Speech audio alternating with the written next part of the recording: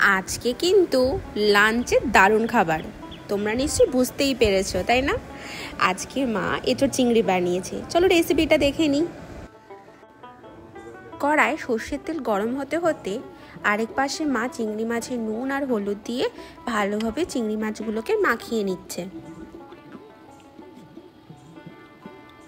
এবার তেলটা গরম হয়ে গেলে চিংড়ি মাছগুলোকে ভালোভাবে ভেজে নিতে হবে।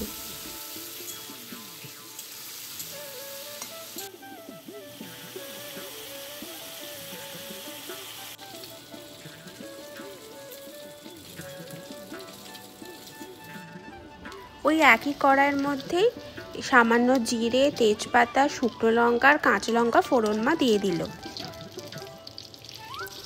কড়াই এবার রসুন কুচি দিয়ে ভালোভাবে সেটাকে নাড়িয়ে চাড়িয়ে নিয়ে কুচনো পেঁয়াজগুলোকে দিয়ে দেওয়া হলো। পেঁয়াজটা যখন একটু নরম হয়ে যাবে তখন আগে থেকেই পরিষ্কার করে ধুয়ে ডুমো ডুমো করে কেটে রাখা আলুগুলোকে দিয়ে দেওয়া হলো। এবার স্বাদ মতো নুন দিয়ে আলুগুলোকে ভালোভাবে নাড়িয়ে চাড়িয়ে নরম হওয়া পর্যন্ত এটাকে সিদ্ধ করতে হবে।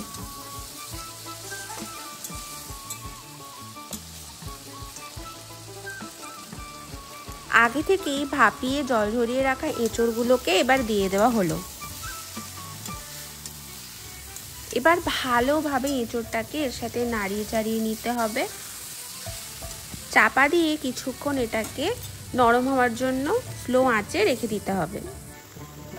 এবার দিতে হবে পেঁয়াজ বাটা, সাথে হচ্ছে আদা কুচি, টমেটো কুচি, সব দিয়ে ভালোভাবে কষাতে হবে। আগে থেকেই মা একটা বাটির মধ্যে হলুদ গুঁড়ো 1 চামচ, সাথে স্বাদ মতো লঙ্কা গুঁড়ো আর নুন দিয়ে জল দিয়ে গুলিয়ে রেখেছিল, সেই পেস্টটা এখন মা দিয়ে দিল। যখন ভালোভাবে কষানো হয়ে যাবে তখন সামান্য পরিমাণ চিনি স্বাদের জন্য দিয়ে দেওয়া হলো।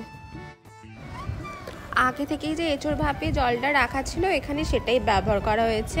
সাথে দুটো কাঁচা লঙ্কার আগে থেকে ভেজে রাখা চিংড়ি মাছগুলো এতে দিয়ে দেওয়া হলো।